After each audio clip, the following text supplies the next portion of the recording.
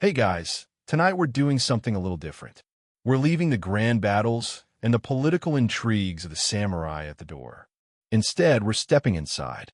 It's a rainy day in Edo period Japan, somewhere around the 17th or 18th century, and the world has shrunk to the size of a modest samurai residence. The sound is a constant, soothing patter on the Kawara roof tiles and a gentle drip from the wooden eaves into the stone-lined trench below. The light is that muted, gray-green glow that seeps through the shoji paper screens, making the tatama mats look almost like pools of still water. It's a day for stillness, for introspection, and most pressingly, for figuring out what to eat when you can't go out to the market, can't train the yard, and your stomach is starting to have a very undignified conversation with itself. You are a mid to low-ranking samurai, a gashi, or a lowly Ishigaru perhaps, living on a modest stipend of rice. Your excitement for the day consists of watching the rain deepen the green of the moss in your stone garden. And you're hungry. You're about to discover that the romantic ideal of the warrior is utterly, hilariously secondary to the very real, very boring challenge of managing a household when the skies won't stop weeping.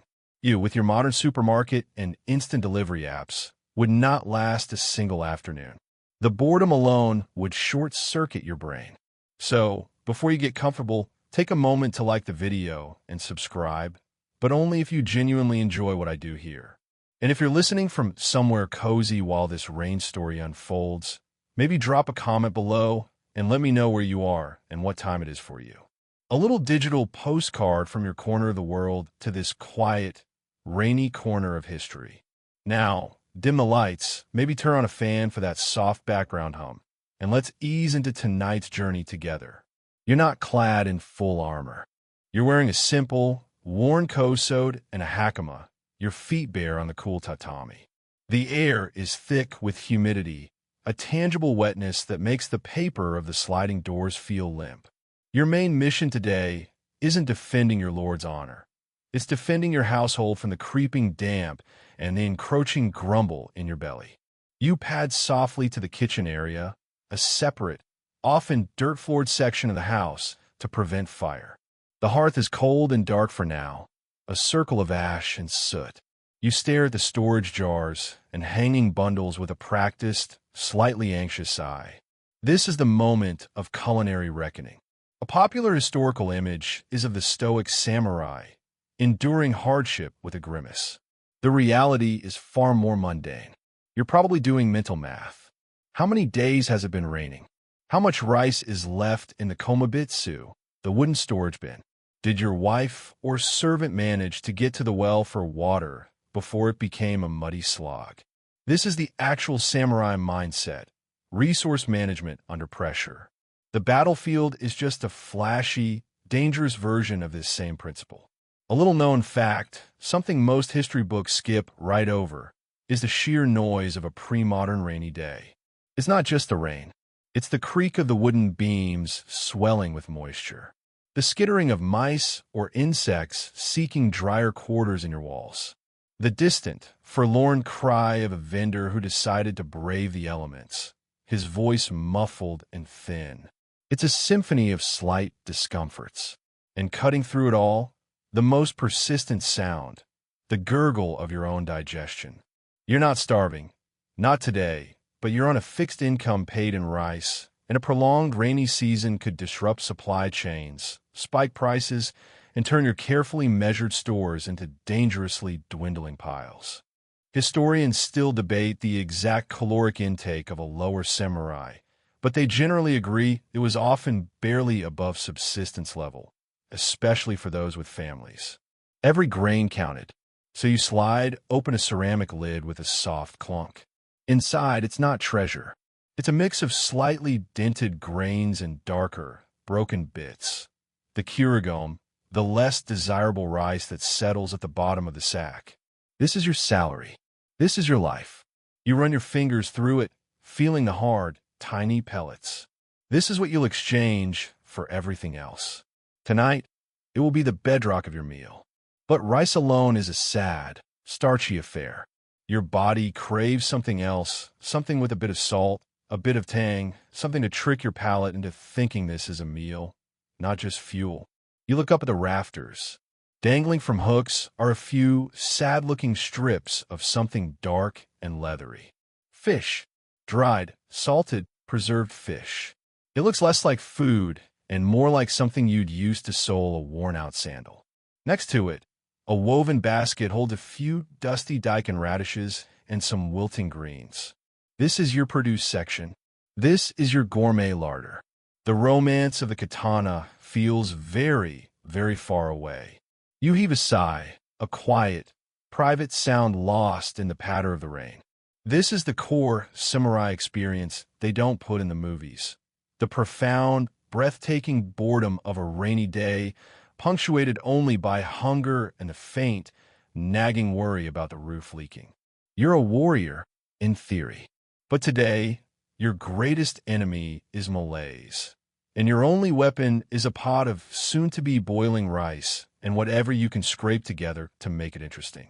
You fill a hagama, an iron pot, with water from a large earthenware jar, the liquid cool and heavy.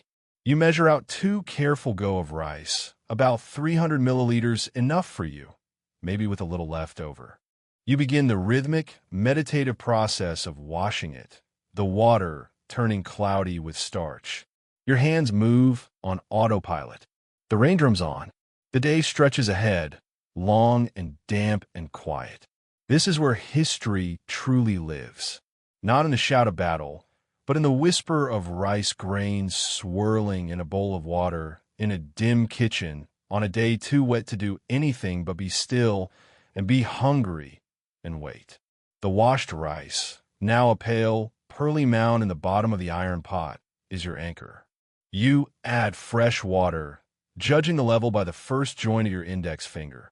A measurement passed down through generations, far more reliable than any cup in this dim, humid light. You place the pot over the airori, the sunken hearth you've now reluctantly coaxed to life with some charcoal and kindling. The fire is small, miserly even. Charcoal is an expense, and you don't need a roaring blaze, just a steady, low heat that will slowly transform hard grain into soft, clinging sustenance. As you wait for the first bubbles to break the surface, you're not thinking of Bushido or honor. You're performing the most fundamental samurai calculus, inventory. Your stipend, your koku, is paid in rice.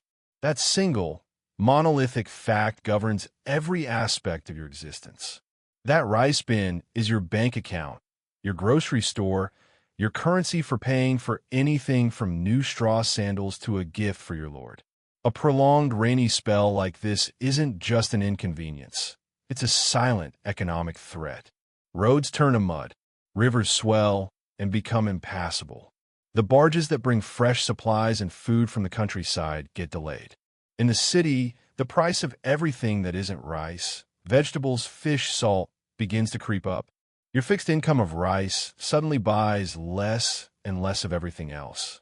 This is the slow, grinding anxiety that underpins the stoic facade.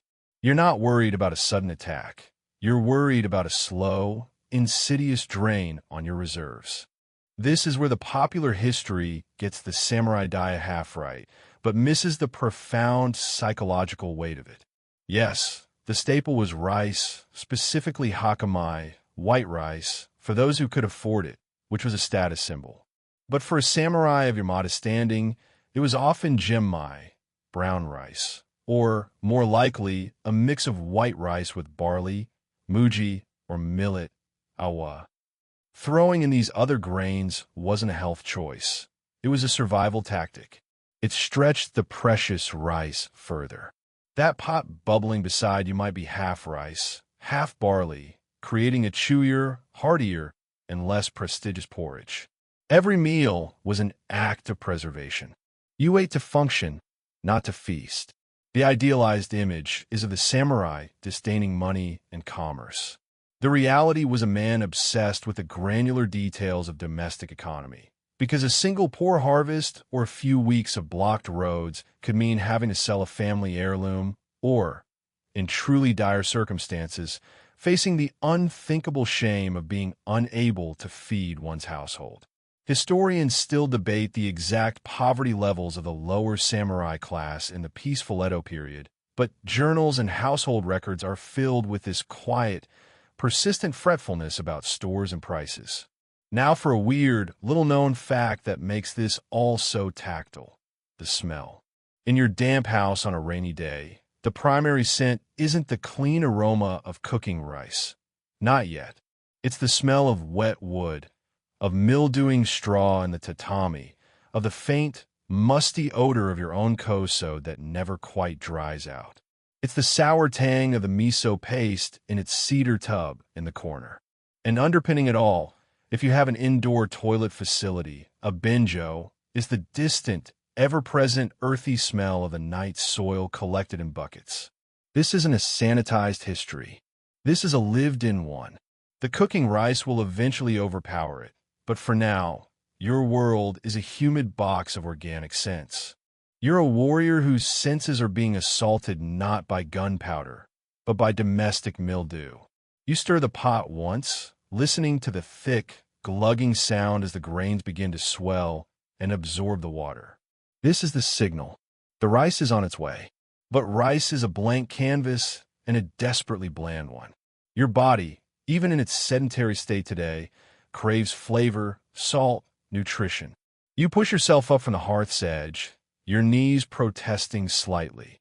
Another unromantic truth: the samurai's aches and pains from years of training and damp living. You walk to your storage nook. Here are your true treasures, your strategic reserves for days exactly like this. Earthenware sukmono pots, their lids weighted down with clean stones.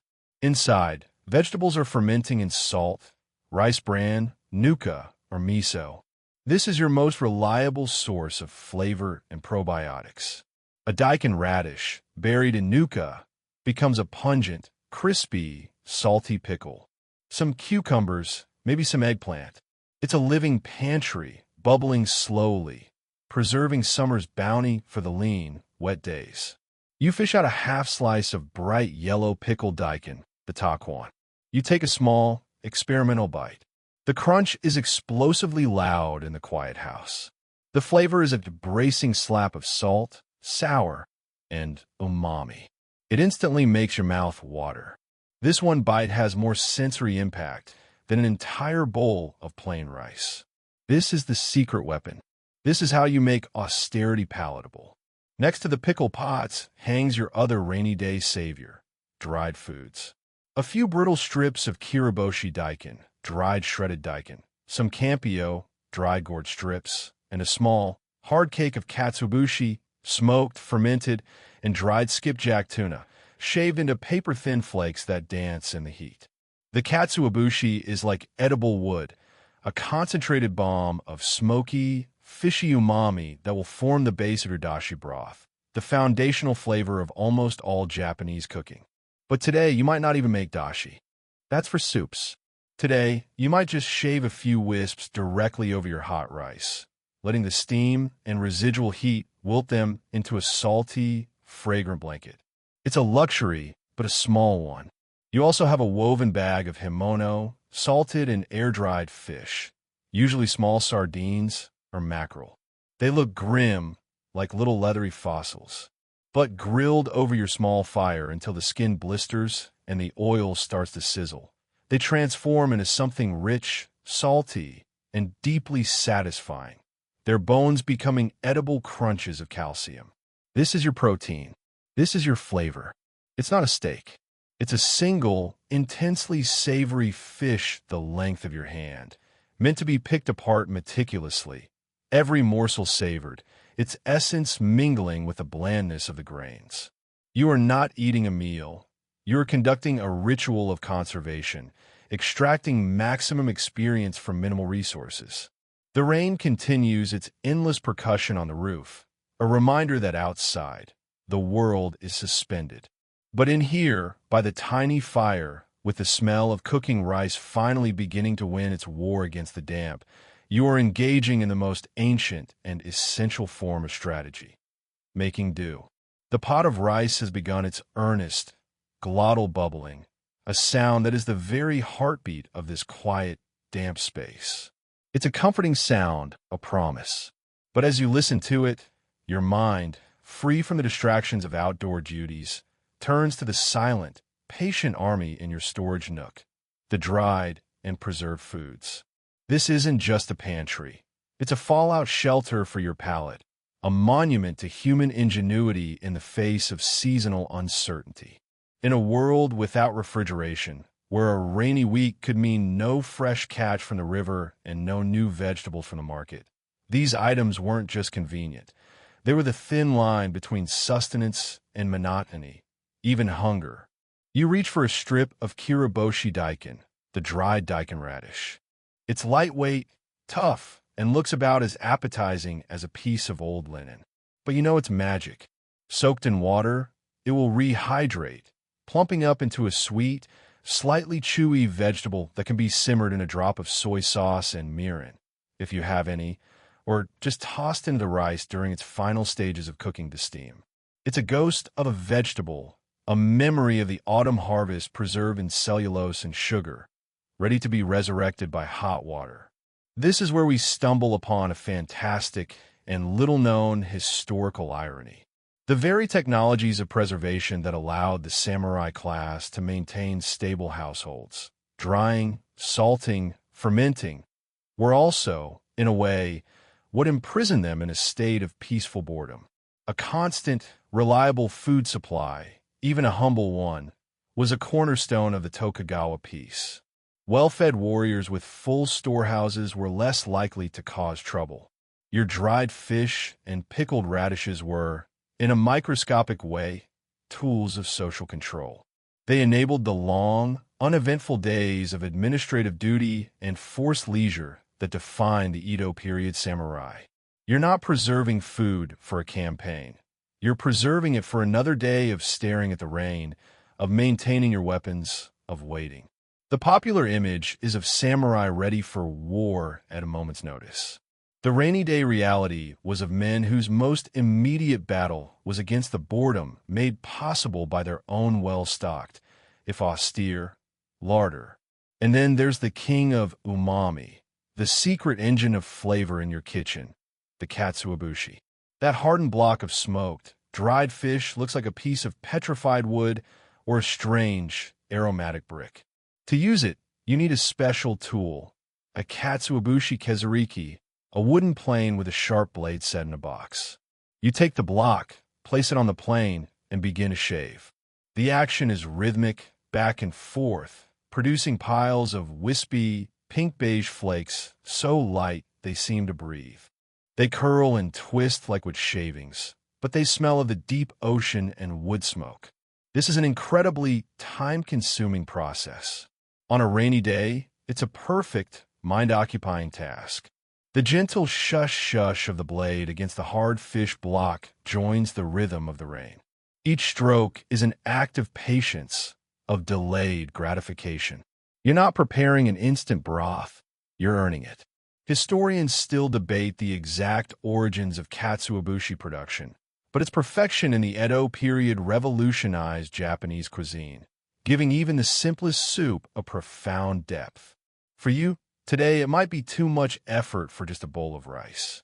You might save it, but the knowledge that it's there, that shaving it is an option, is a comfort. It represents a potential for flavor beyond mere salt.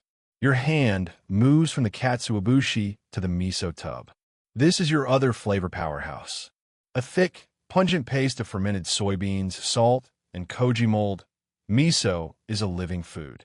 In its dark, cool tub, it's slowly, endlessly fermenting. You dip a wooden ladle in and bring out a glob of the rich, brown paste. The smell is intensely savory, salty, with a funky, cheesy depth. Mixed with hot water and perhaps a few of those precious katsuobushi flakes, it becomes miso shuru soup. That's the classic pairing.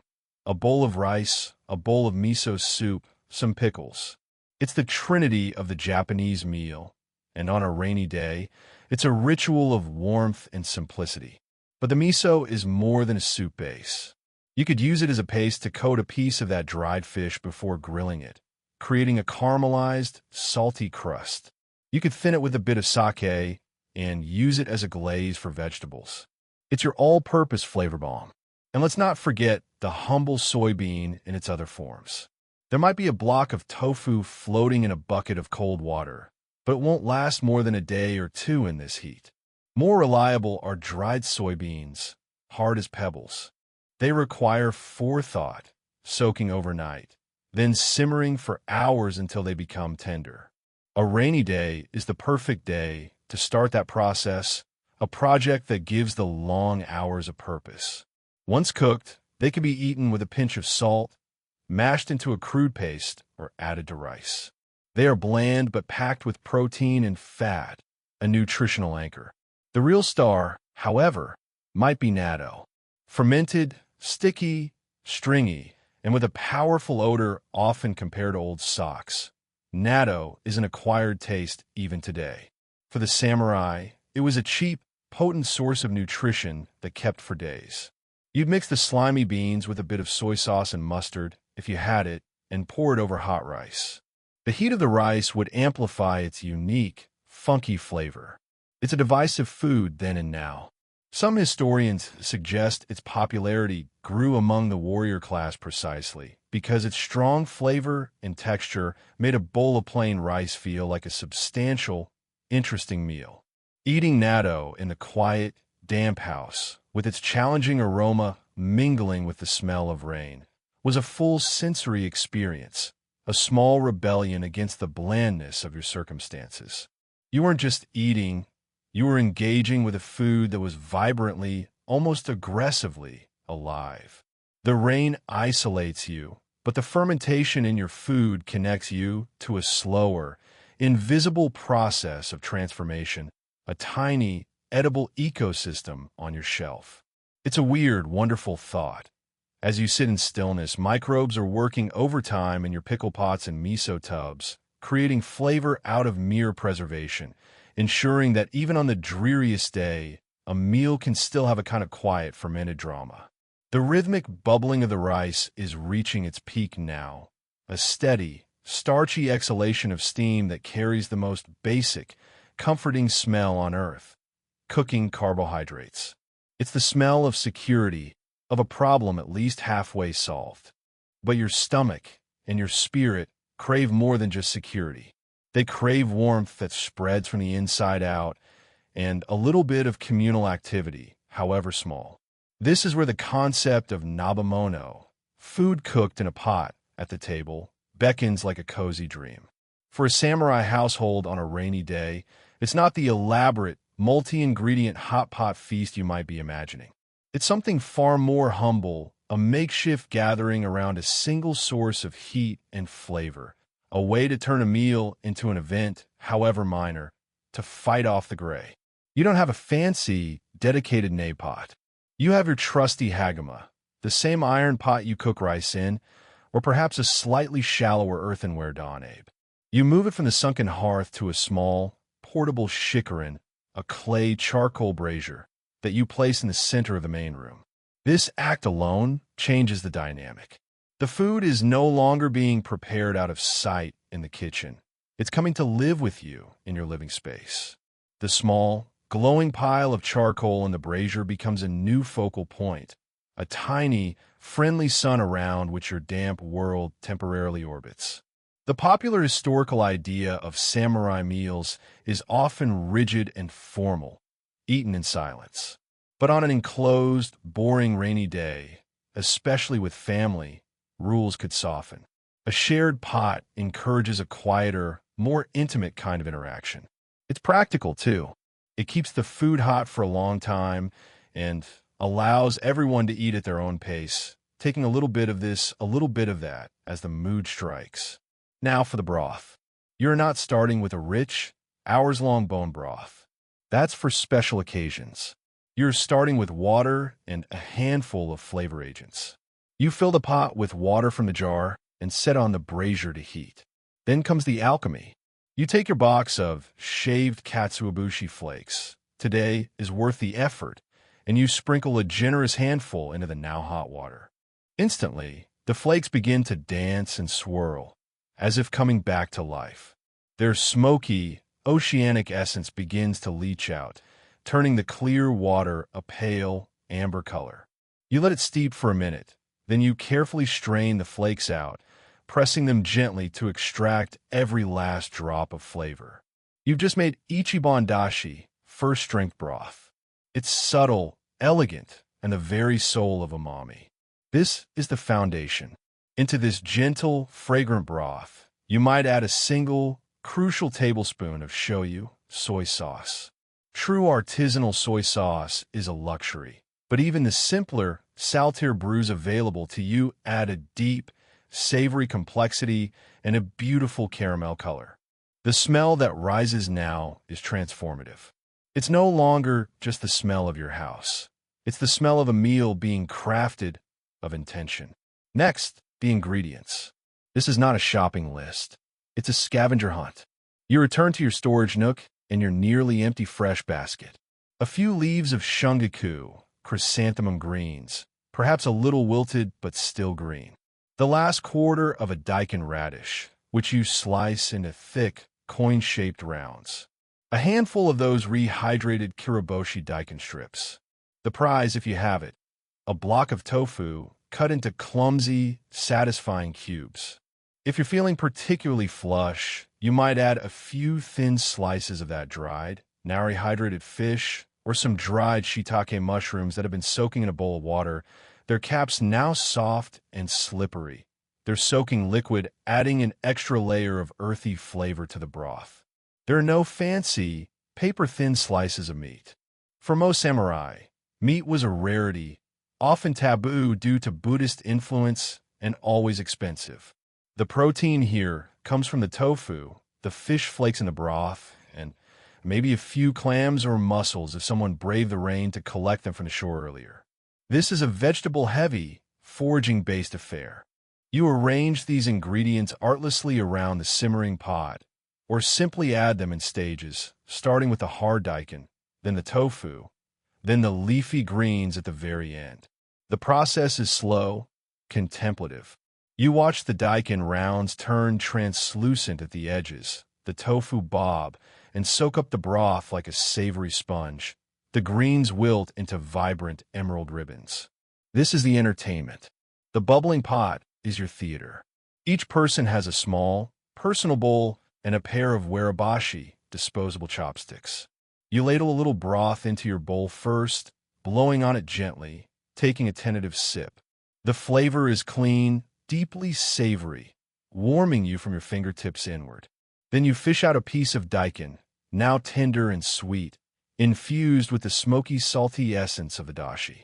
You follow it with a cube of tofu, so hot it almost burns your tongue, its blandness perfectly married to the rich broth.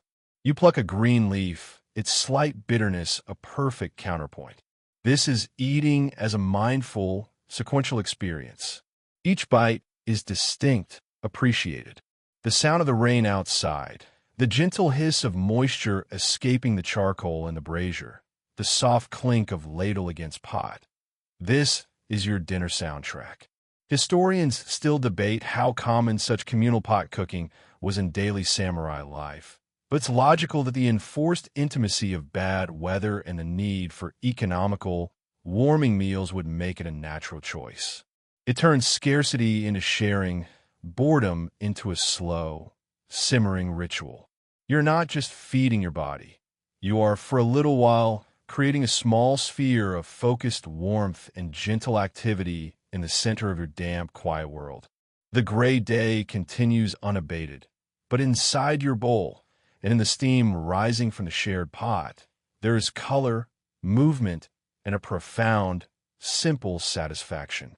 The shared pot has been emptied, ladle by careful ladle, until nothing remains but a shallow pool of fragrant, amber broth at the bottom, a few lonely leaves of shungaku clinging to the earthenware sides. The portable brazier's charcoal has dwindled to a nest of faintly glowing embers, their heat now more memory than warmth. A pleasant, heavy fullness settles in your stomach, a physical counterweight to the lethargy induced by the endless drumming of rain. But the day is long, and this fullness brings with it its own companion, a creeping mental drowsiness, a fog that threatens to pull you down onto the tatami for an unplanned, mid-afternoon stupor. As a samurai, even a low-ranking one with nothing to do, such undignified surrender to the weather is not acceptable. You need clarity. You need a gentle, ceremonial prod to keep your mind from turning to complete mush. You need tea, not the elaborate, highly ritualized shinoyu of the tea masters. That is an art form, a spiritual discipline, and often a politically charged social event far beyond the scope of your rainy day kitchen. No, you need the practical, everyday tea of the warrior class, bansha. This is the tea of maintenance, of watchfulness. It's made from the larger, older leaves and stems of the tea plant, harvested later in the season. It's roasted, which gives it a toasty, slightly smoky flavor, and it's far less expensive and caffeinated than the fine powdered matcha used in ceremonies or the delicate suncha enjoyed by the wealthy. Bansha is a working man's tea. It's what you drink to stay alert during long nights of guard duty, to soothe your throat after training, or, as is the case now, to carve a small island of deliberate wakefulness out of a sea of damp boredom. You push yourself up and move to a corner where your tea things are kept. A simple, unglazed bankayaki teapot, a few handleless ceramic cups, you know me, a bamboo tea scoop, and a woven straw container holding the coarse, dark brown bansha leaves. The process is simple, almost meditative in its lack of grandeur. You scoop a modest amount of leaves into the pot. No precise measurements here, just experience. You then retrieve the kama, the iron kettle that has been sitting off to the side of the main hearth, keeping water hot. The popular image of the samurai and tea is all serene contemplation in a perfectly designed tea room. The reality, for you right now, is the quiet, domestic sound of near-boiling water hitting dry leaves in a humble pot. It's a hiss, then a soft, swirling sigh as the leaves unfurl. You put the lid on and wait. This waiting is different from waiting for the rice. It's shorter, more attentive. You're not waiting for transformation, but for extraction. While you wait, a little-known fact about Edo period tea consumption comes to mind: its role in hygiene. In an era before modern dentistry, the act of drinking tea, especially roasted bansha, was believed to cleanse the mouth and aid digestion. That bitter, astringent finish wasn't just a flavor. It was a sensation of cleanliness. After a meal of pickles and salty dried fish, your mouth feels coated. The tea will act as a palate cleanser, a reset. It's a functional, health-oriented practice dressed in the simple robes of daily habit. Historians still debate the actual antibacterial properties of historical tea, but the perceived benefit was a powerful part of its daily use. You're not just drinking to wake up. You're performing a small act of bodily maintenance. The tea is ready. You pour, not with the graceful, practiced arcs of a tea master, but with a careful, steady hand, filling your unomi about 3/4 full. The liquor is a clear, light brown, the color of old pine wood. Wisps of steam carry a comforting, toasty aroma, reminiscent of roasted grains more than flowers, that cuts cleanly through the lingering food smells in the room. You cradle the warm cup in both hands, feeling the heat seep into your fingers. You take the first sip. The flavor is exactly as expected. Mild, slightly smoky, with a clean, astringent bite at the finish that immediately makes your mouth feel less sluggish. It's not a thrilling flavor. It's a reliable one. It's the taste of routine, of steadiness. As you sip, you gaze out through the rain-streaked shoji screens at the blurred, gray-green world beyond your garden. The tea's mild caffeine is a gentle nudge, not a jolt. It keeps your eyes open without making you jittery. It allows you to be still, to be present with the monotony, without succumbing to it entirely. This is where the samurai's famed discipline intersects with the utterly mundane. The mental fortitude required to sit through a multi-hour tea ceremony is legendary. But what about the fortitude required to sit through a multi-hour rainstorm with only a pot of cheap tea for company? It's the same muscle, exercised at a much lower, much more boring intensity. Each sip is a tiny reaffirmation of consciousness. You are here. You are awake. You are enduring, not with gritted teeth on a battlefield, but with patient sips in a quiet room. The rain provides a white noise that paradoxically sharpens your interior focus. You might think of duties postponed, of a nagging repair needed on your spear shaft, of the faint worry about your lord's mood once the weather clears and routines resume. The tea doesn't drown these thoughts. It provides a calm, clear medium in which they can float without causing distress. You pour a second cup, and then a third, as the afternoon bleeds slowly towards evening. The tea in the pot grows weaker, paler, but still serviceable. This is the essence of Bansha. It's forgiving at last. It's a companion for the long haul. By the time you set the empty cup down, your mind feels rinsed, ordered. The heavy post-meal torpor has been held at bay. You haven't accomplished anything of note. You haven't practiced your swordsmanship or composed a poem.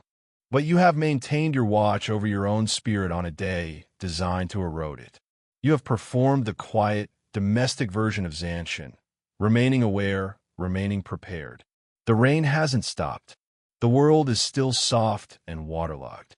But inside, fueled by the warm, bitter clarity of the tea, you are, for the moment, distinctly and calmly present. The damp air feels less oppressive, the gray light less draining. You have met the day's most insidious enemy, listlessness, and turned it back with nothing more than hot water and dried leaves. It's a small victory, but in the endless, quiet campaign of a rainy day in Edo, it counts.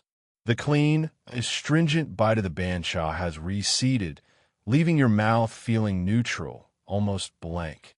It's in this sensory lull that a different kind of craving can sometimes whisper, not hunger, but a desire for something purely pleasurable, something sweet. Here, in your damp, austere world, you run into a historical wall. Sugar, as you might imagine it, granulated, white, abundant, is essentially a fantasy. It is an extravagant luxury, imported, painfully expensive, and treated more like a rare spice or medicine than a cooking ingredient. For a samurai of your station, a small paper-wrapped cone of wazenbon, refined Japanese sugar, would be a treasure to be hoarded for special occasions or as a prestigious gift. It would not be squandered on a gloomy Tuesday. So, the concept of a dessert to follow your meal of rice, pickles, and tea is almost nonsensical. Your palate's journey ends with bitterness and umami, not sweetness. But the human desire for a treat, for a small consolation, is timeless. So what did the samurai on a rainy day do when that faint longing arose? They got creative with what the islands naturally offered, which was a subtle, earthy kind of sweetness, miles away from the sugary blast of a modern candy bar. The most common source was fruit, but not out of season, exotic fruit. We're talking about seasonal, often preserved offerings. In the late autumn or winter, you might have a cache of dried persimmons, hashigaki. These are not the soft, sugary dried fruit you find today. They are whole persimmons that have been painstakingly peeled, hung, and massaged over weeks until they develop a dense, chewy texture and a deep, honeyed sweetness coated in a natural, powdery sugar bloom. Eating one is an event. You nibble it slowly, letting the intense, concentrated flavor dissolve on your tongue, making it last as long as possible. It is a sweet that demands patience, matching the slow pace of the rainy day itself. Another possibility is chestnuts curry. If you had the foresight to gather them in the fall and store them in a cool, dry place, a few could be scored and roasted in the ashes of your hearth or brazier. The process itself is a small diversion. Watching the shells blacken, smelling the nutty, toasty aroma break through, waiting for them to cool enough to peel. The reward is a warm, slightly mealy, subtly sweet kernel. It's not cloying. It's a starchy, comforting sweetness, more like a sweet potato than a cookie. You might also have access to sweet potatoes, satsuma, which became more widespread in Japan during the Edo period. Baked in the ashes, their skin blackens and their interior becomes incredibly sweet and creamy. A hot sweet potato, pulled from the embers and split open to release a cloud of steam, is a profound source of comfort on a cold, wet day. It's a hearty sweet, a filling one, blurring the line between snack and sustenance. This is where we uncover a delightful, little-known historical quirk. One of the most sought-after sweets for the common samurai and townsfolk alike was something called amazake. But don't be fooled by the name, sweet sake. The non-alcoholic version enjoyed as a food was a thick, porridge-like drink made from fermented rice gruel. It's created by mixing cooked rice with koji, the same mold used to make miso, soy sauce, and sake, and letting it ferment at a warm temperature for several hours. The enzymes in the koji break down the rice starches into simple sugars, resulting in a naturally, gently sweet, creamy beverage. On a cold, rainy day, it would be heated and served, perhaps with a pinch of ginger. It was cheap, nutritious, easy to make, and provided that gentle sugar rush and warmth. It was the ultimate bad-weather comfort drink, a hug in a bowl. Its popularity speaks volumes. When refined sugar is out of reach, you harness microbiology to trick rice into becoming your candy. Historians still debate the exact timeline of when certain sweeteners like miso, a sweet syrup made from rice or potato starch, became accessible to the lower classes, but it's safe to say that for most of the Edo period, the sweetness in a samurai's life was irregular and tied closely to nature's cycles and fermentation processes. There's also a psychological angle here. In a life governed by discipline and restraint, the rare, earned sweetness of a dried persimmon or a hot chestnut wasn't just a flavor. It was an event, a tiny festival. It carried the weight of memory, of the autumn day it was gathered, of the hands that prepared it. Eating it slowly in your quiet house, with the rain as your only audience, amplified its significance. You weren't just consuming calories. You were consuming a moment of preserved sunshine, a defiance of the current grayness. So, if after your tea, you feel that old, familiar pull for something to finish the meal, you don't reach for a cookie jar. You might walk to your storage and check on your hanging strings of hoshigaki, giving one a gentle squeeze to see if it's at perfect suppleness. Or you might stir the amazake starter you have keeping warm by the hearth. The satisfaction is as much in the anticipation and the simple, natural origin as it is in the taste. The sweetness, when it comes, is complex, earned, and fleeting. It doesn't overwhelm your senses. It whispers to them, a quiet, earthy note that harmonizes with the taste of the rain-soaked world outside rather than drowning it out. It's a reminder that pleasure, in this context, isn't about abundance or intensity, but about focus and gratitude for the small, slow miracles of transformation, of fruit drying in the wind, of rice fermenting in a pot, of a chestnut roasting in the ashes. In the perpetual, damp gray, it's a pinprick of concentrated, golden light. The faint memory of earthy sweetness, from a chestnut's crumbly heart or the last sip of thick, warm amazake, has faded, leaving your senses once again attuned to the dominant soundtrack, the rain.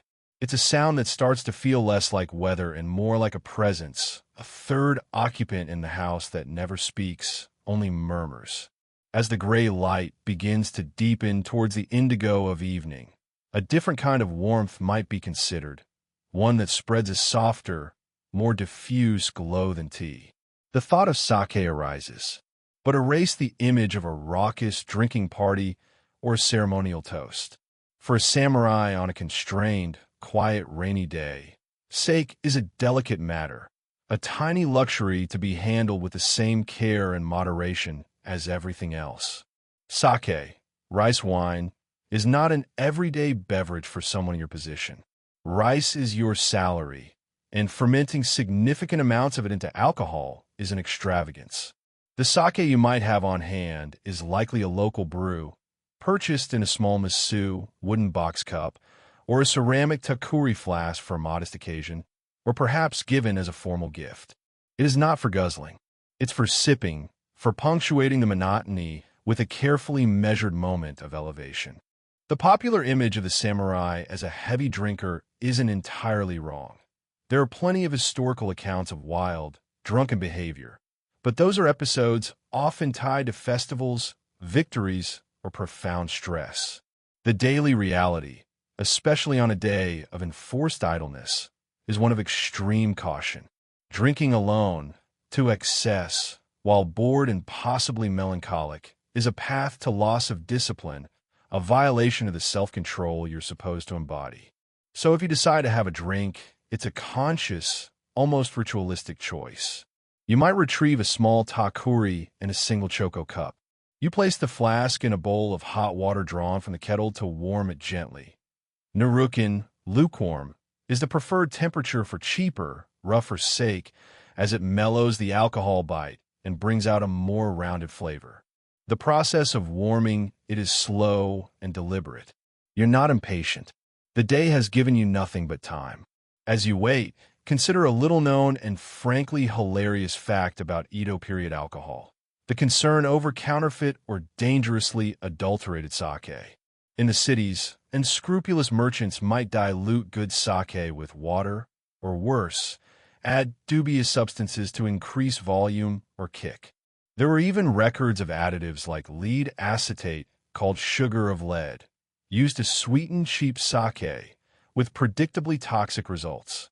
For a samurai in a provincial town, your local brewer's reputation was everything. Your modest flask likely comes from a source you trust, because the consequences of a bad batch weren't just a hangover. They could be debilitating illness. Historians still debate the prevalence of such adulteration, but its existence underscores that even this simple pleasure was laced with a threat of risk, making the act of drinking a small exercise in trust. The sake is warm. You pour a small measure into the choco, the liquid clear and faintly viscous. You raise the cup, not in a grand toast, but simply observing the way the fading light catches its surface. The aroma is mild, a little nutty, with a hint of steamed rice and alcohol. You take the first sip. The warmth is immediate, spreading from your tongue down your throat and settling in your chest like a small, friendly ember. The flavor is clean, slightly sweet, with a dry finish. This isn't a drink for getting drunk. It's a drink for feeling. It takes the sharp, cold edge off the damp air inside you.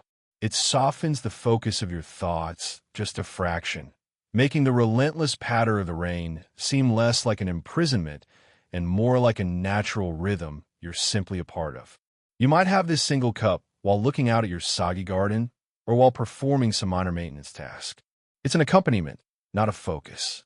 The sake, in this context, functions as a psychological tool. In the absence of company or distraction, it creates a brief, internal shift. The slight relaxation it brings can turn solitary brooding into quieter contemplation. It might make the memory of a summer training session feel nostalgic rather than frustratingly distant. It could soften the edges of your worries about finances or status. But you are keenly aware of the line. The second cup is a decision. For many, it would be the limit. To go beyond that alone, in the quiet house, is to venture into the territory of gusse, sloppiness, decay of spirit. The samurai ideal prized a clarity that was both mental and physical. Sake was a mist that could gently blur the world, but you dared not let it become a fog. So you savor the one cup. You feel its gentle heat do its work, a counterpoint to the damp chill that has seeped into your bones. The ritual of warming, pouring, and slowly drinking has consumed a meaningful portion of the creeping evening. When the cup is empty, you might rinse it with a little hot water from the kettle and set it aside. The effect is subtle, a slight heaviness in the limbs, a warmth in the face, a sense that the quiet of the house is now a comfortable blanket rather than a stifling shroud. The rain sound becomes richer, more layered. You haven't escaped the day. You've simply made a temporary, peaceful truce with it, using a few ounces of fermented rice as your ambassador. It's a fragile, deliberate peace, one that acknowledges the desire for respite while fiercely guarding against the surrender of your watchful, disciplined core. The gray evening deepens, but inside, for a short while, there is a golden, quiet glow that has nothing to do with the absent sun. The single cup of warm sake has left a lingering, internal radiance, a small sun held in your belly that fights back against the pervasive damp. But your skin, your hands, the very air you breathe, still register the chill and the wetness. The light is failing now, the gray outside turning to charcoal, and the temperature is dropping with the sun. This is the hour where the samurai's relationship with fire becomes not about cooking, but about pure, simple survival of comfort. You are about to become an expert in a microclimate. Your primary tool in this endeavor is the hibachi. Not the modern portable grill, but its ancestor, a wide, often cylindrical container made of ceramic, wood, or metal, filled with a bed of ash and a few precious lumps of burning charcoal. It's not a furnace. It won't heat the room. Its purpose is profoundly human and intimate, to heat the immediate space around it, and more specifically, the hands and bodies of those who gather close. You position the hibachi in the center of the main room, a ritual as important as any martial kata. The glowing charcoal within is a living jewel, its heat palpable in a 2-foot radius. You, and anyone else in the household, draw near, sitting on the tatami with knees drawn up, hands extended towards the gentle glow. The posture is universal, ancient, humankind seeking warmth. This is where the samurai's famed stoicism meets a basic biological need. There is no dishonor in seeking warmth. The discipline lies in not wasting fuel, in being content with this limited, focused heat rather than complaining about the cold that reigns just beyond its reach. You might rotate slowly, like a human rotisserie, presenting your back to the heat, then your hands, then your shins. The popular image of the samurai is of someone impervious to discomfort. The rainy day reality is of a person deeply, minutely acquainted with it, and skilled at managing it with minimal resources. This close to the coals, other possibilities emerge. The heat is too precious to use only for warmth. It's also a tiny cooking surface. Did you have a few chestnuts left? You can nestle them in the ash at the edge of the fire, their blackened shells cracking open with soft pops. A small, hard-sweet potato, satsumamo, can be buried deeper, requiring patience as it slowly bakes from the inside out. But perhaps the most iconic rainy day hibachi snack is mochi. If you have some leftover pounded rice cakes from a festival, now hardened, they can be transformed. You spear a piece with a metal skewer, or simply place it on a small wire grill over the coals. You watch, entranced, as the hard, white block softens, then begins to swell. It puffs up, its surface developing a golden, crispy skin while the interior becomes molten, stretchy, and dangerously hot. You blow on it, pulling at it with your fingers, the sticky strings stretching like edible glue. You might dip it in a tiny dish of soy sauce or sprinkle it with kinako, toasted soybean flour, if you have any. The act of toasting it is half the pleasure, a slow, focused, hands-on process that turned a leftover into a warm, chewy, satisfying treat. It's interactive, it's warm, and it makes brilliant use of the single source of heat you have. Here's a little-known sensory detail about this scene: the smell. The primary aroma isn't with smoke. Charcoal burns relatively cleanly. It's the smell of hot, clean ash, of warm wool, and cotton from your clothes as the damp is baked out of them, of your own skin warming. It's the toasty, nutty smell of kinako, or the caramelizing sweetness of a sweet potato skin. And underneath it all, if you're drying your socks or a damp towel on a wooden frame near the hibachi, is the faint, not unpleasant scent of steaming, evaporating moisture. This constellation of smells is the smell of evening on a rainy day in Edo. It's not a grand or dramatic scent. It's the olfactory signature of resourcefulness and quiet endurance. As you warm your hands, a fascinating historical reality comes into focus. The hibachi was also a social and even political object. Its placement dictated the seating order.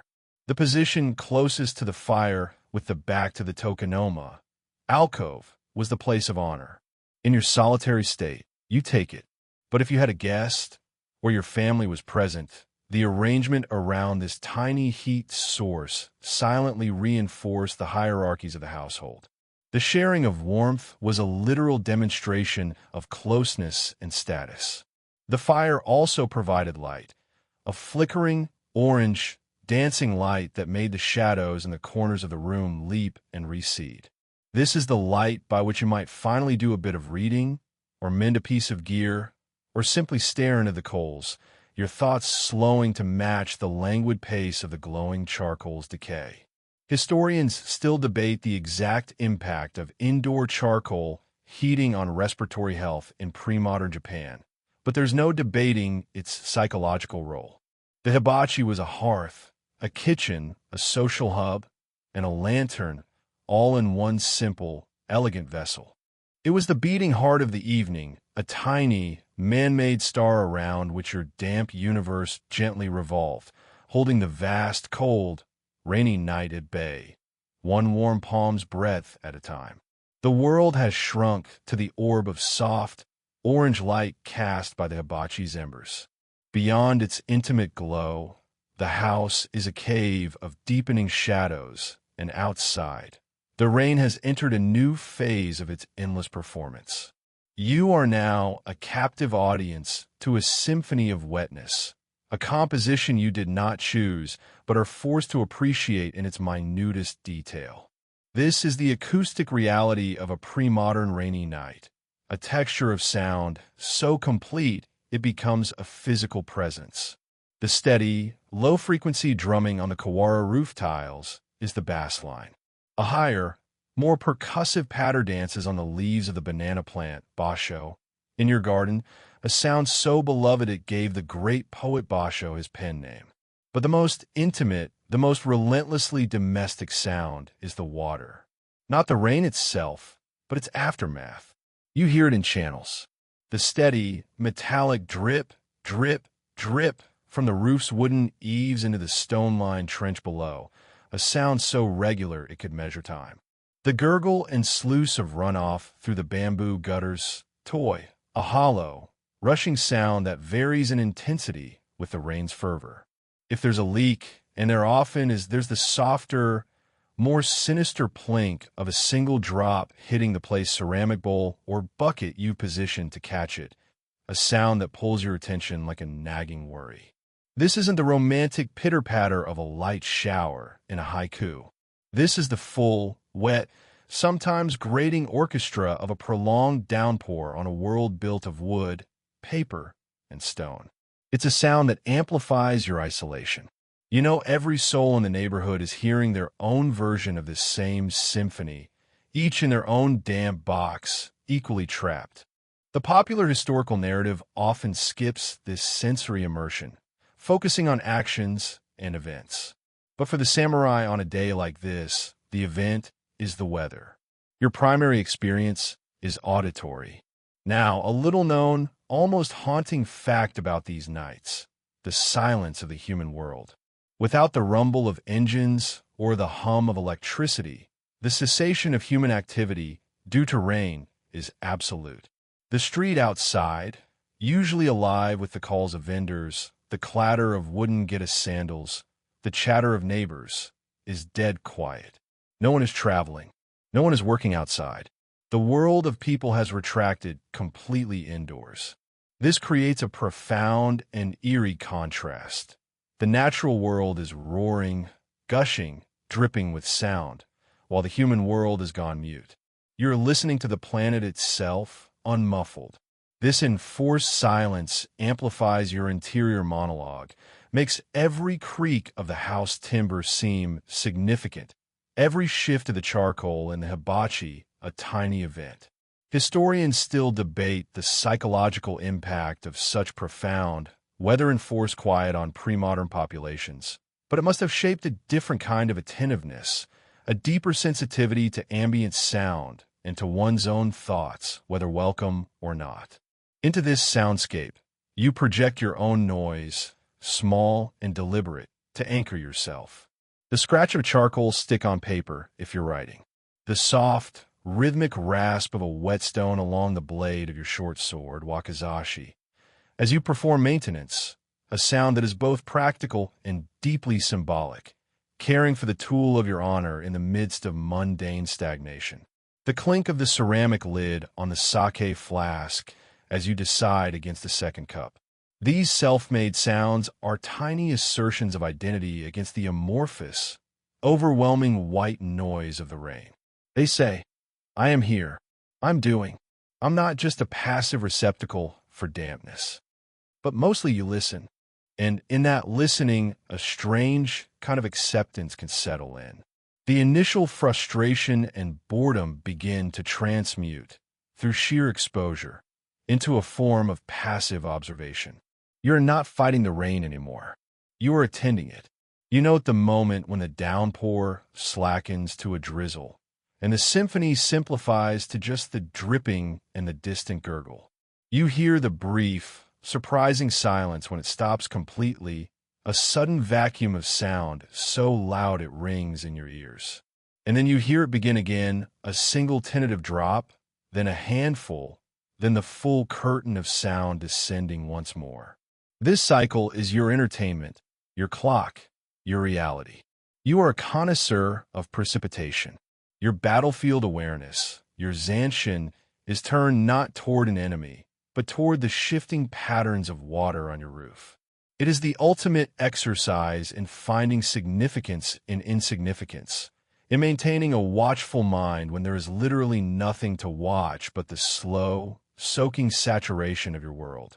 The night deepens, wrapped in its wet, whispering cloak, and you, the warrior, are reduced to your most essential state, a listener in the dark, decoding the endless message of the rain.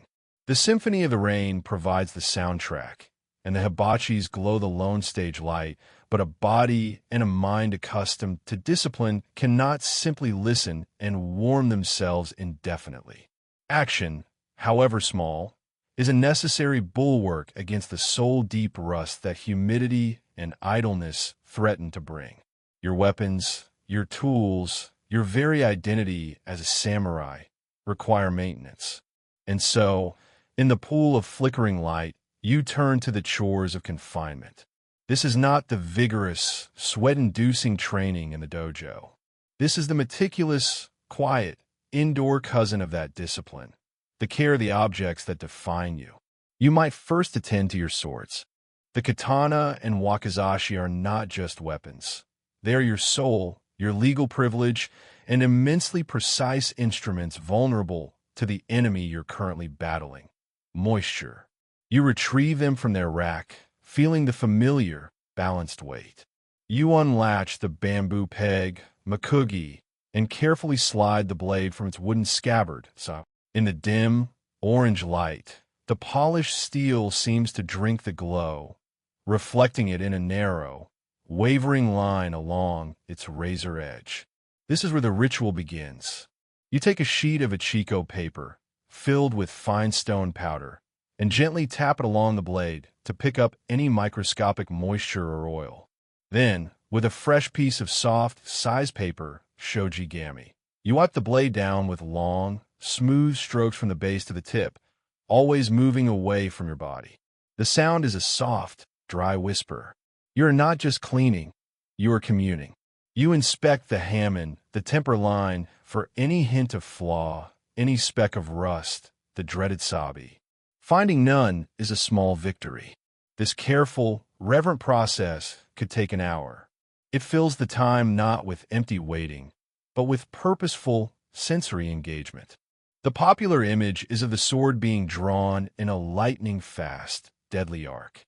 The rainy day reality is of it being handled with the slow, loving attention of a librarian restoring a priceless manuscript. Next, perhaps, your armor, Uroi.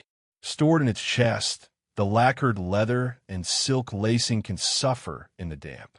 You might not don it fully, but you lift out pieces, the chest plate do, the shoulder guards sodi. You check the silk cords, odoshi.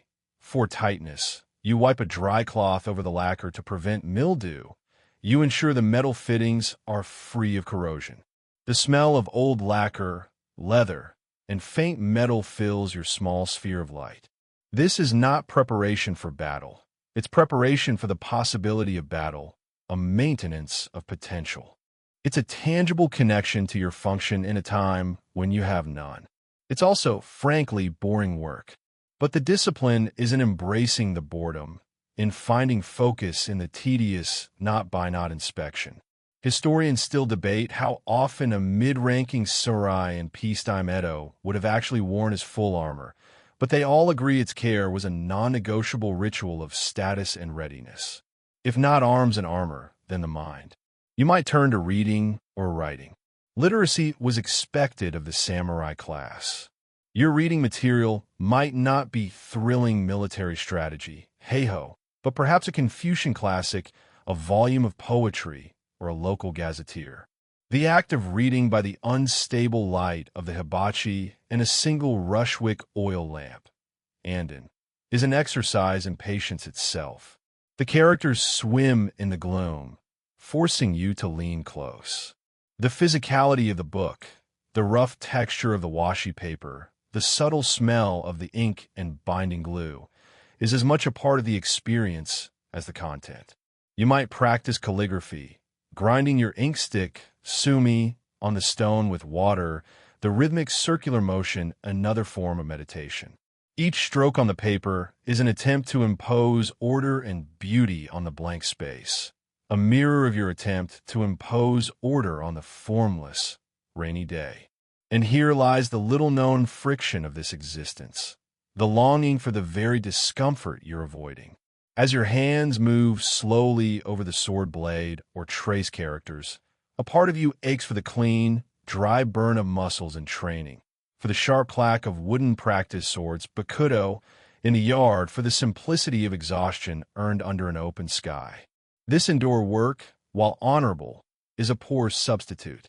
It's the administrative side of being a warrior, all the paperwork and maintenance with none of the visceral release.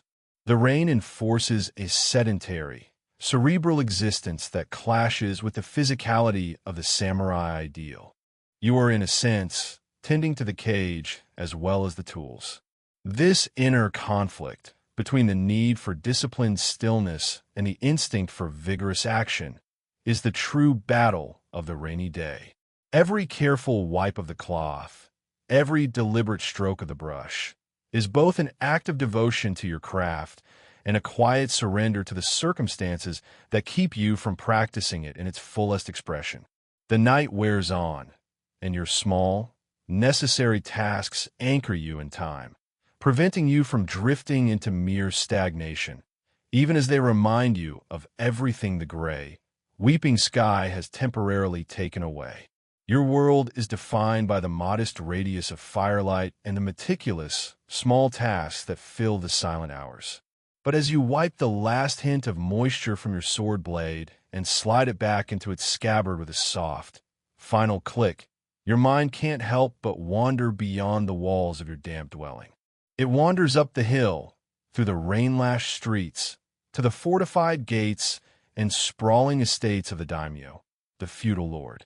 While you calculate grains of rice and the lifespan of your charcoal, a different culinary reality is unfolding there. The rainy day, a monotonous test of endurance for you, is for the lord and his high-ranking retainers merely a change of backdrop, an opportunity for a different kind of consumption. The gap between your experience and theirs isn't just a matter of degree. It's a chasm of an entirely different reality. In the daimyo's castle or mansion, the rain is a nuisance, but not a constraint.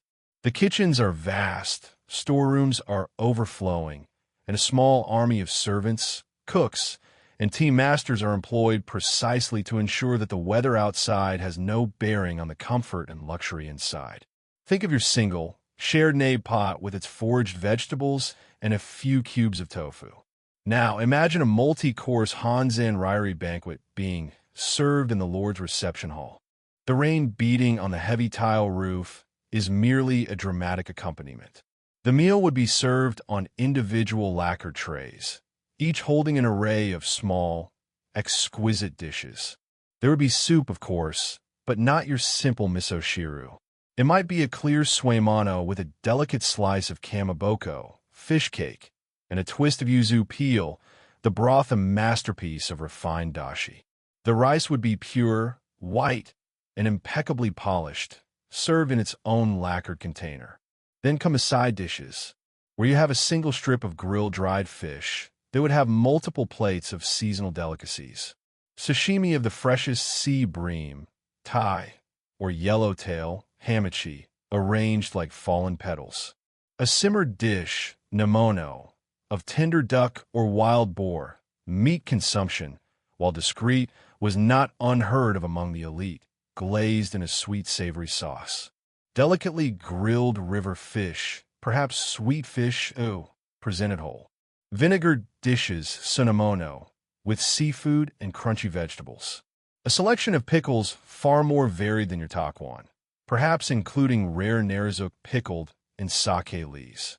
The variety is not just about taste, but about display, a demonstration of the Lord's wealth, his reach, his ability to command resources from land and sea regardless of the season or weather. The popular history of samurai food often flattens this hierarchy, but the difference between a retainer's rainy day rations and his lord's feast was the very embodiment of the feudal power structure. Now for a little-known, almost surreal detail about these high-status meals, the role of food tasters, meshidoi. Before a lord would eat, a servant would sample each dish, not just for poison, a very real concern, but for quality and taste. The lord's palate was protected from disappointment as much as from treachery. Imagine the pressure on the cooks, knowing that a poorly seasoned soup or an overcooked fish would be caught not by the lord, but by a discerning servant, with potentially career-ending consequences. This creates an entire hidden layer of culinary anxiety and performance that is completely absent from your quiet, solitary meal preparation. For you, the critic is your own hungry stomach. For the daimyo's chef, it's a rigorous, life-or-death quality control process. Furthermore, the setting itself is a world apart. You eat by a flickering hibachi. The daimyo dines in a spacious, formally decorated room, perhaps with sliding doors open just enough to view the rain-drenched garden, a curated, aesthetic appreciation of the very weather that imprisons you. The sound of the rain is enjoyed as a form of shakiai, borrowed scenery, a natural enhancement to the atmosphere of refined leisure. Historians still debate the exact menus and frequency of such elaborate banquets, but they universally acknowledge that the food culture of the samurai elite was a sophisticated, codified art form, a tool of politics and social display. Your rainy day is about subsistence and mental fortitude. Theirs at the highest levels could be about culinary theater and the reaffirmation of status through controlled, exquisite consumption. The same rain falls on both your roofs, but in your home, it highlights scarcity and silence. In the Lord's mansion, it frames abundance and orchestrated beauty. You are both samurai, but you inhabit different planets within the same wet, feudal universe. The thought isn't one of bitter resentment. That's not the way of ordered acceptance, but of sober recognition. Your simple bowl of rice and pickles is your truth. Their banquet is theirs, and the endless rain, impartial and indifferent, soaks the roofs of both, connecting you only through the shared, distant percussion of water on tile, a sound that means something utterly different inside each set of walls. The mental journey to the daimyo's rain-screened feast fades, leaving you back in the tangible reality of your own body, in your own slightly musty-smelling clothes, in the damp air that seems to cling to your skin. With the excitement of the day thoroughly exhausted, there having been none to begin with, your awareness turns inward to the vessel that carries you through this monotony, your own physical health. A rainy day in Edo isn't just boring, it's a subtle assault on your well-being. The constant humidity is a breeding ground for mold and mildew, not just in the tatami, but in your lungs. The chill, while held at bay by the hibachi directly in front of you, seeps in from behind, settling into joints already stressed from years of martial practice. The lack of sunlight and movement creates a sluggishness of blood and spirit. As a samurai, your body is your primary tool. Letting it fall into disrepair is as negligent as letting your sword rust. So, alongside the maintenance of gear, you practice the maintenance of self. But this isn't modern wellness. This is a pragmatic, often preventative, folk science passed down through generations. Your first line of defense is what you've already consumed, the food itself. The pickles, sukmino, fermenting in their pots aren't just for flavor. They are, in the understanding of the time, vital for digestion and for maintaining a healthy balance in the gut, especially when fresh vegetables are scarce. The miso soup you might have for dinner is more than warmth. It's considered strengthening, a source of vital energy key. The ginger you might have grated into your tea or amazake isn't just a spice. It's to ward off chills and stimulate circulation. Every ingredient serves a dual purpose, nutrition and medicine. The popular image of the samurai is one of invincible toughness, but the historical reality included a deep, practical concern for preventing the minor ailments that could weaken you at a crucial moment. Now, consider a little-known and rather intimate aspect of this, dealing with damp-induced skin ailments. In the constant humidity, especially under layers of clothing, skin conditions like hives or fungal infections, mushiboshi, literally worm-eaten, were common complaints.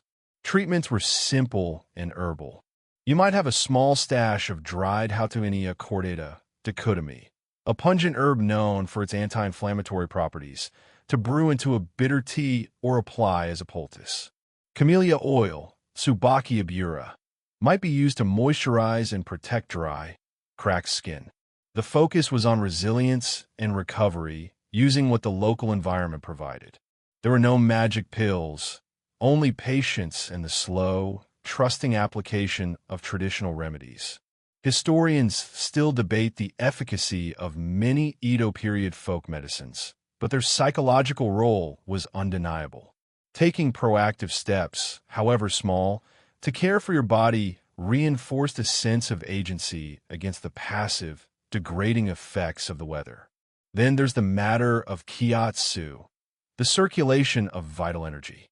The enforced stillness of the day is understood to stagnate this internal flow, leading to fatigue, stiff shoulders, katakuri, and a foggy mind. To counter this, you might engage in very gentle, indoor exercises. Not the vigorous swings of a sword, but slow, deliberate stretches, perhaps based on martial arts stances or simple calisthenics. You might practice deep, abdominal breathing, hara no kokyu, focusing on filling your lower belly, a technique used to cultivate center and calm in combat, now repurposed to combat lethargy.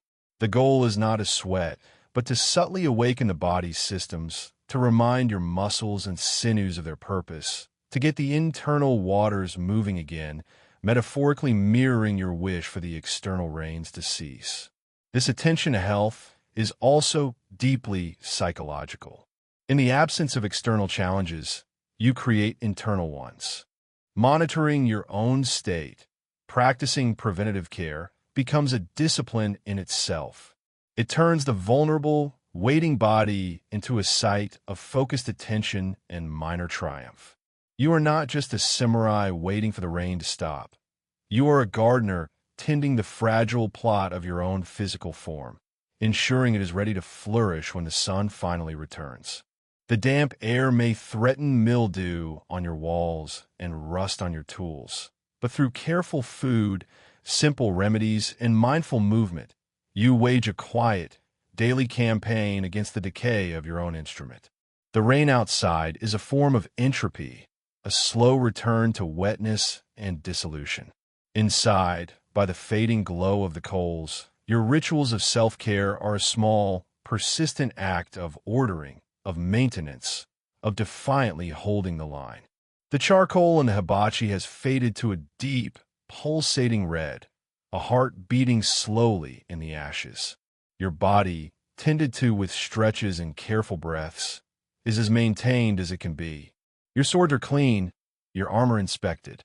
The silence, once oppressive, has become a familiar companion. But the human mind, even one trained for stoicism, is not built for endless, empty quiet. It seeks narrative, connection, the echo of other minds. In the absence of visitors or new stimuli, you must turn to the oldest technology for combating solitude: story. On a rainy evening like this, in a samurai household, stories become the real sustenance, the mental machi that fills the hollow hours. They are not always written down. They live in the air, in memory, in the low, measured voice of an elder, a parent, or in the shared recollections between you and a spouse or a fellow retainer also trapped by the weather. Perhaps you are alone. Then the stories turn inward. You might find yourself revisiting memories not as passive recall, but as active rehearsal.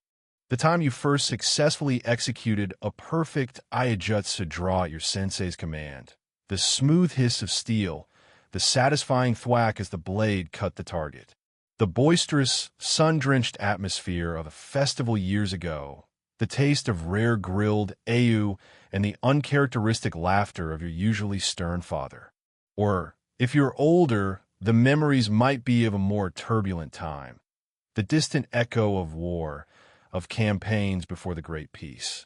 Not the glorified, clean versions, but the sensory details, the smell of wet earth and sweat in a makeshift camp, the peculiar weight of a full kit on a long march, the bone-deep exhaustion that felt earned, not like this listless, damp fatigue. These memories, replayed in the quiet, are a form of time travel. They are proof that the sun existed, that action was possible, that your life was not always this narrow corridor of gray sound. If you are not alone, the stories become shared currency. A parent might tell a child tales of legendary warriors like Benkei or Yoshitsun, not just their battles, but their moments of cunning or hardship. A wife might share a folk tale from her own village, a story of a tanuki trickster or a grateful kitsune, injecting a note of whimsy into the somber warrior household. Between fellow samurai, the stories might be more grounded, more personal. Do you remember the time Gensho-sama's horse bolted during the procession? Or the year the river flooded and we all had to help sandbag the merchant quarter? These shared narratives reinforce bonds, create a shared history that is warmer and more immediate than the grand, official chronicles of the clan. They're the glue of community, applied carefully in the sticky, isolating atmosphere of the rain. Here's a little-known, poignant twist. The rain itself often featured in these stories. It was a classic narrative device. The night attack in the rain was a trope in war tales, the downpour masking sound, but also making everything miserable and slippery. Stories of perseverance often involved enduring a storm. So, as you listen to or recall a tale where rain was an antagonist, your own present reality becomes a mild, lived-in echo of that drama. You are, in a very small way, sharing an experience with the heroes of old. You too are enduring the rain. It reframes your boredom as a minor act of endurance, connecting your mundane struggle to a grander tapestry of challenge.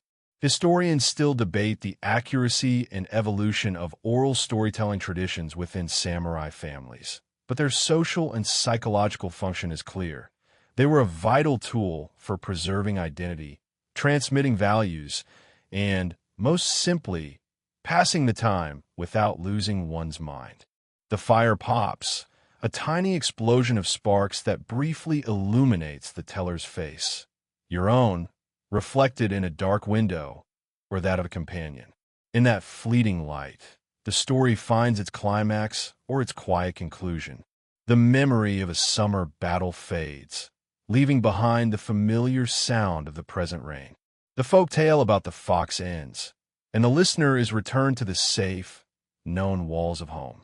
The shared laughter over a past mishap settles into a comfortable, shared silence. The story hasn't changed the weather. It hasn't filled your stomach or warmed your back, but it has performed a more subtle alchemy. It has populated the emptiness with ghosts of action and emotion. It has stretched time by filling it with the textures of other times. It has reminded you that you are part of a continuum, of a family, a clan, a tradition of people who also waited, also remembered, also found ways to speak across the silence. The rain continues its monologue outside, but inside, for a while, it has had to share the stage with other voices, real and remembered, that together murmur the most essential human story of all. You are not alone in this. The stories, like the last faint flavor of a meal, have settled into the quiet corners of the room, leaving behind a deeper, more profound silence. The hour is now fully night. The gray has turned to an inky blackness beyond the paper screens, a darkness so complete it feels like a wall. Your tiny island of light, the hibachi's dying embers and the faint, guttering flame of a single Andon lamp, seems smaller than ever, a raft on a vast, dark, wet ocean. The rhythmic sounds of the rain have become the very fabric of the world. You no longer hear them as separate, but as the baseline of existence. This is the time of day when the mind, weary from its own company and the lack of external stimulus, begins to unravel at the edges. The disciplined watchfulness of the day softens into a pre-sleep haze, and the boundary between waking thought and dream begins to dissolve. You prepare for sleep, a ritual as deliberate as any other you've performed today. The hibachi is carefully screened with a metal lid to prevent any stray sparks. The Andon's wick is turned down, its light shrinking to a mere smudge of orange in the gloom. You unroll the thin, sleeping futon onto the tatami. The sound is soft, familiar rustle. The bedding is cool and slightly damp to the touch. Nothing in this house ever feels truly dry on a day like this. You layer on the cotton quilts, cake piton, their weight a welcome pressure. The popular image of the samurai sleeping in Spartan conditions is accurate, but the reality is nuanced. The simplicity isn't just austerity, it's practicality. Padded armor or clothing might be used as a pillow. Your short sword, the wakizashi, is placed within easy reach, its hilt a familiar shape in the dark. This isn't paranoia, it's habit. The final gesture of a day spent in a state of formal readiness, even if that readiness was only against boredom. Now, in the near dark, your other senses expand. The smell of the room is now a blend of cold ash, the faint, sweet odor of the tatami straw, the lingering scent of your own skin and hair, and the ever-present, mineral smell of rain. The soundscape shifts. The drip from the eaves seems louder, more isolated. You might hear the scuttling of a mookade centipede seeking warmth, a common, unwelcome house guest in damp wooden homes. The house timbers, cooling from the day, release long, low groans as they contract, sounds that can be easily mistaken for footsteps. This is where the day's cultivated stoicism meets the primal vulnerability of night. Every unexplained noise is a test. Is that the rain? Or is it something else? You listen, you're breathing shallow. It is almost always the rain or the house or an animal. But the act of listening, of identifying, is the last century duty of a day. Here is a little-known, deeply human aspect of this moment, the dreams.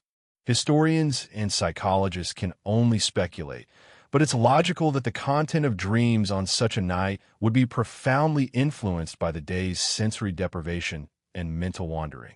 You might dream of vast, sun-drenched fields, of running without getting tired, a subconscious rebellion against the day's confinement. Or the dreams might be anxious, echoing the day's minor tensions. A dream of your rice storehouse emptying, of your sword blade developing a spot of rust you can't wipe away. The line between the memory of a story told earlier and a dream could blur. The fox spirit from the folk tale might wander into a dream about your garden. The sound of the rain would, of course, permeate everything, a constant auditory backdrop to the mind's nocturnal theater. Historians still debate the role of dreams in samurai culture, some noting that significant dreams were often recorded in diaries as omens or messages, but the mundane, anxious, or wistful dreams of a rainy night were likely private, ephemeral, and tellingly human. You shift under the quilts, seeking a spot that feels less damp, your body slowly generating a pocket of warmth. The weight of the day, the careful calculations, the meticulous tasks, the long stretches of nothing, settles upon you as a physical fatigue. The disciplined part of your mind begins to shut down, granting authority to the subconscious. The last coherent thought might be a hope for a clear dawn, or a fragment of a poem, or simply a focus on the rhythm of your own breath, synchronizing it with the distant patter outside. The rain is no longer an adversary or a bore. It has become a lullaby, the world's way of whispering that everything is washing clean, that the weight itself is a form of work, and that for now, your only duty is to surrender to the dark, to the cool dampness of the bedding, and to the strange, silent journey of sleep that awaits, where even a samurai's sword cannot follow. The final ember in the hibachi winks out. The room is claimed by a soft, absolute black, broken only by the sound of water, endless and patient, singing the world to sleep. It begins not with a sunrise, but with a lightning. A gradual, imperceptible shift from the absolute black of night to a deep, cool gray. The sound is the first thing you notice has changed. The relentless drumming has ceased. In its place is a quiet, dripping world. Plink, plink from the eaves. A slow, heavy drip from the broad leaves of the banana plant.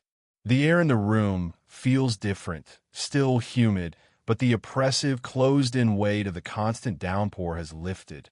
It's as if the world has taken a deep, shuddering breath and let it out slowly. You lie still in your futon, listening, assessing.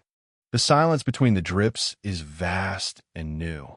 This is the dawn after the rain, a transition as significant as the storm itself. You rise, your body stiff from the damp and the hard floor, and pad to the shoji screen. You slide it open, just a crack. The air that washes in is cold and clean, smelling of wet earth, stone, and bruised leaves. The world is drenched, gleaming.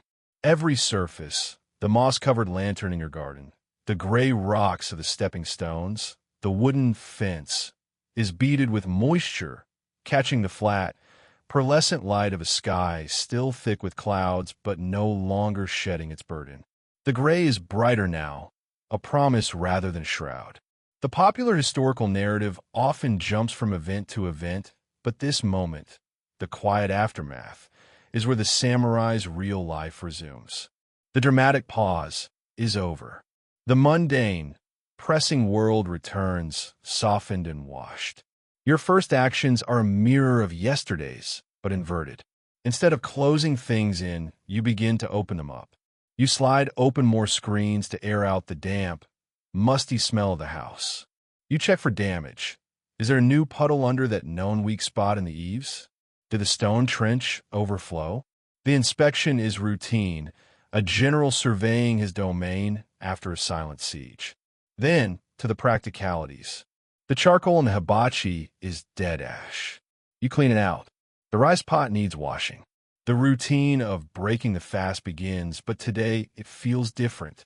The ingredients are the same, Maybe the last of the previous night's rice, reheated with a little water into oku, rice porridge, a few pickles, perhaps a piece of dried fish if you're lucky, but the context is transformed.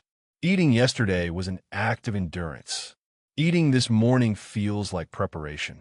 The sun isn't out, but its potential is. You can move. You can work. You can do. A little-known fact about the aftermath of such rains: the sudden, urgent return of birdsong. After the silent, rain-hammered hours, the chorus of sparrows, bush warblers, and crows is shockingly loud and vital.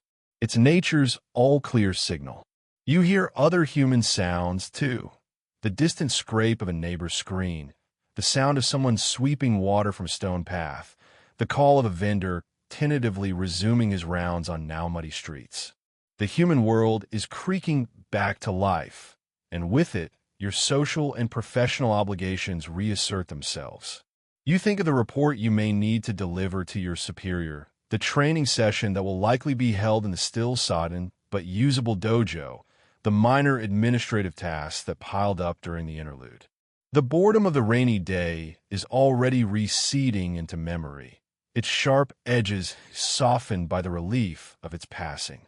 Historians still debate the psychological impact of Japan's rainy seasons on the societal rhythms of the Edo period, but it's clear they imposed a powerful, punctuated structure. Periods of enforced stillness and introspection were followed by bursts of renewed activity. The rainy day wasn't a wasted day. It was a reset, a cleansing, a test of domestic and personal management. You survived it. More than that, you maintained. You didn't let your gear rust, your mind dissolve, or your household descend into chaos. You practiced the quieter arts of the warrior: patience, economy, self-care. You finish your simple breakfast, the warm okayu, soothing in the cool air. You look out at your gleaming, washed garden. The gray sky is beginning to tear in one corner, a thin, brilliant sliver of silver blue hinting at the sun struggling to break through. It might not fully emerge today. The ground will stay muddy for hours. But the change is everything. The paralysis is over. You rise with a different purpose. You will don your presentable clothes, check your swords one last time, and step out into the damp, refreshed world. The memory of the rainy days long, quiet hours will linger, a sense of earned peace, appreciation for the simplicity of a warm bowl, the profound value of a dry pair of socks. You will re-enter the stream of your life, carrying with you the subtle, hard-won knowledge that sometimes the greatest strength is not in the draw of the sword, but in the ability to sit quietly, to wait, and to find 100 small, dignified ways to endure the rain, knowing that eventually, inevitably, the drips will slow, the gray will lighten, and the world, washed and waiting, will begin again. And so, we gently leave that damp little garden, letting that samurai take his slow, careful steps on the glistening wet stone path, beginning his new day. My voice, too, will now grow softer, slower, like the last drops falling from the leaves. Today, we didn't speak of great battles or political schemes. We spoke of waiting, of managing meager resources, of the taste of a pickled radish and the warmth of a simple bowl of tea, of the art of keeping the mind clear when the outside world is just a curtain of gray rain. It is another side of history, a quiet, ordinary, and in its own way, beautiful side. Perhaps, right now outside your window, it is also raining or clearing or is a quiet night.